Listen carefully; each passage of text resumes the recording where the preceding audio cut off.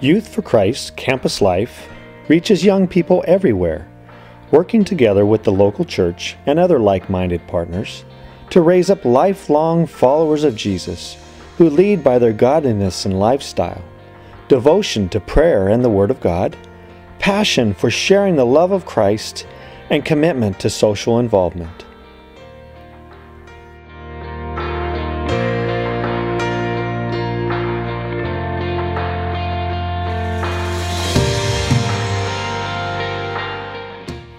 Since 1944, Youth for Christ has been communicating the life-changing message of Jesus Christ to young people.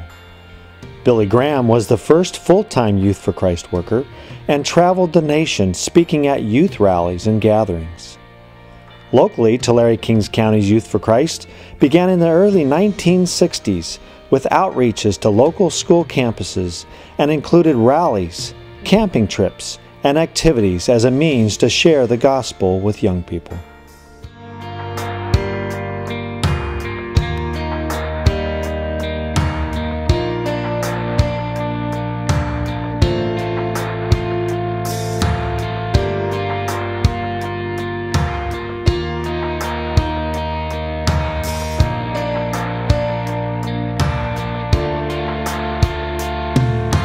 When I first joined The Rock, I wasn't like strict follower of God. I still I'd go there and be nice, but on the outside I was like a cusser and all that stuff.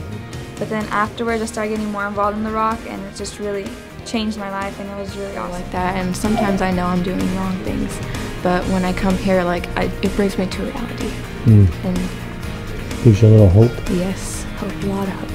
Every Sunday I hate to miss Sunday churches because I just feel like I'm missing something. I love going to church. A lot of things, and I thought I wasn't gonna follow, my family, but once things started getting hard with my dad and North, I didn't know how else to let it out. He was the youth leader for my group that I was in, and just ever since then he's been helping me and things like that. Learning to surrender your life.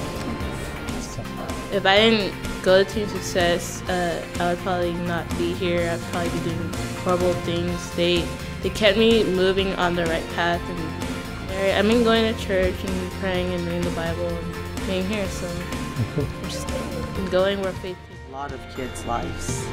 Just having someone there to just talk to them, be an inspiration, because they truly do they're looking for answers. They're looking for guidance, and they can't get it everywhere, and they're looking to their friends and other people. A lot of their home lives aren't really in line, and maybe they have like a missing parent, maybe that parent works, or maybe there's some abuse. It's a phenomenal tool in that it opens up the school campus.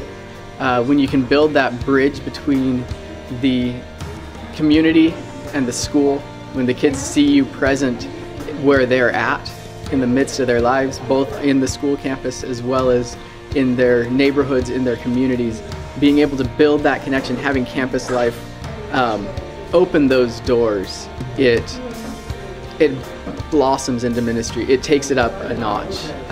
I would almost say exponentially.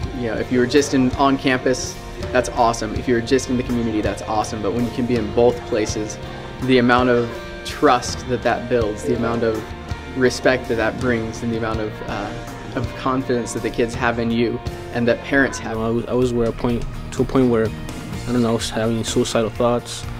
I was choosing the wrong friends, a lot of drugs, pills. We do commit a lot of sins, but I believe that he forgives us, so he tries to teach us to try and forgive others. In my senior year, he had started up the lunch group, and I was kind of hesitant to join, but one of my friends, well, she's like my best friend actually, she told me, she said, come with me to these groups. Manny leads it. And I'm like, Manny? Oh, I know Manny. I love Manny. Okay. And so I went in there, and it was like all her friends, and then we all became this one group of friends, and we were just all so close. And that's the thing about the chaplain group, is they don't push you to do that. They kind of say it a little bit, bring it in a little bit, but they don't necessarily push you to a point, you know what I mean? It's like it's an open invitation. It's up to you. It's to the point where you want it. Yes, and I did. You know, it takes one person to get in and catch you, and then they introduce you to everyone else, and they just one at a time just come in, and they just bring you in.